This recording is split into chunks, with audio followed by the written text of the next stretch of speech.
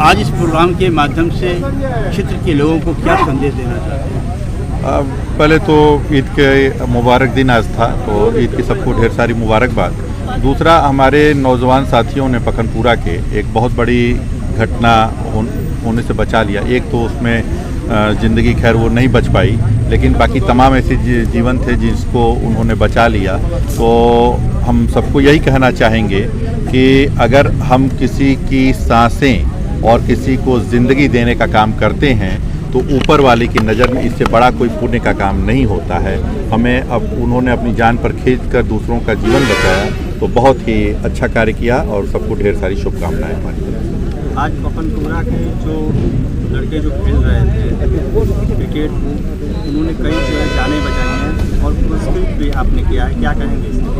बस उसी के लिए पुरस्कृत का कोई मतलब नहीं है, लेकिन हौसला अफजाई करना चाहिए। कोई भी अगर अच्छा कार्य करे और उसको थोड़ा आप हौसला अफजाई करेंगे, जो भी जनप्रतिनिधि हैं या जो भी समाज सेवी हैं, अगर वो बाहर आकर उनको हौसला अफजाई करेंगे तो उनका जो मनोबल है वो बढ़ेगा और वो आगे इस तरह के जो समाज के हित के कार्य हैं उसको और बढ़ चढ़ कर करेंगे।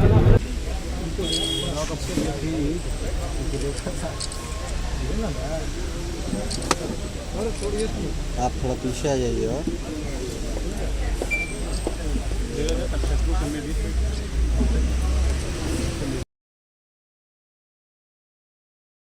जिन बच्चों को आपने किया है, इन बच्चों के सिलसिले में क्या आप सरकार को कोई पत्र लिखेंगे ताकि ऐसे उनको सरकार के द्वारा भी?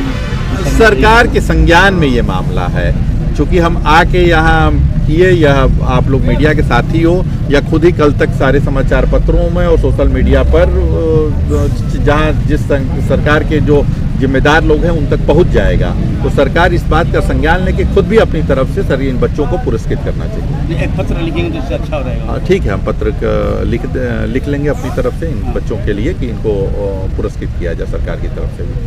ठीक है भैया। भैया भैया 1 मिनट नहीं रुक जाइए। ये देखिए पूरा व्यवस्थापक ये सुविधा मेजर तरीका है और हमारे कर करके इस घटना में लोगों को जान बचाई है। उनमें से खुद एक नौजवान को देख रहा हूँ, मैं इनसे जानना चाहता हूँ कि क्या नाम है आपका? जी, मेरा नाम मेहराब अली है, मैं पखनपुरा का रहने वाला हूँ।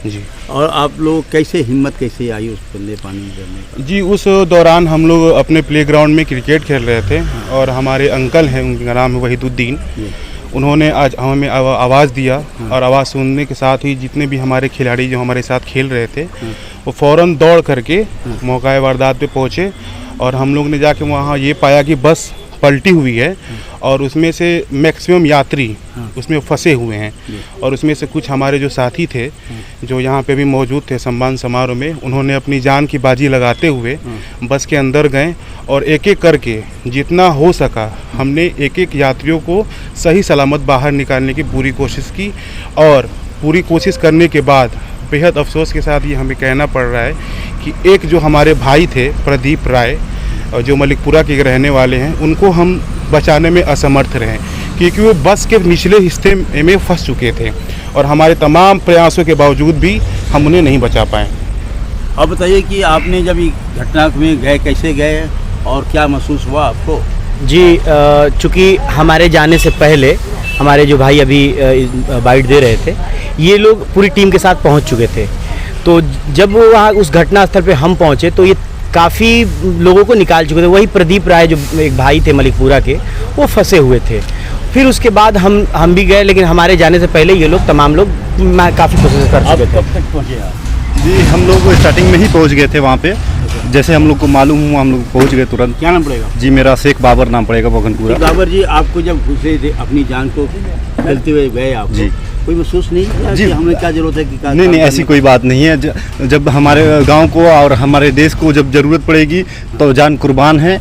और मैं ज़्यादा कुछ नहीं कहना चाहता हूं, बस ये कहूँगा कि ये जो मिला है सम्मान, ये बहुत बड़ी बात है। ये बहुत बड़ी बात है और इसके ये प्राइज ही नहीं है, बहुत ये सम्मान नहीं है, एक पहचान है और इसके लिए हम लोगों ने जो कुर्बानी दी है ये बहुत बड़ी उपलक्ष्य है हमारे लिए, हमारी टीम के लिए, जिन्होंने पूरा कुर्बानी दिया है, जिन्होंने जान पे खेल के।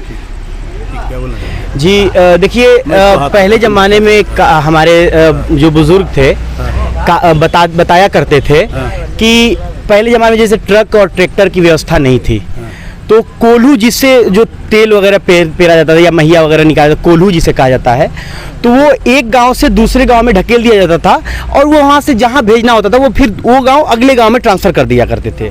तो जिस गांव में वो कोल्हू को अगर जो 2 दिन से 3 दिन ज़्यादा रह जाता था तो उस गांव के युवाओं की बेअदबी होती थी कि युवा वहाँ के एक्टिव नहीं है।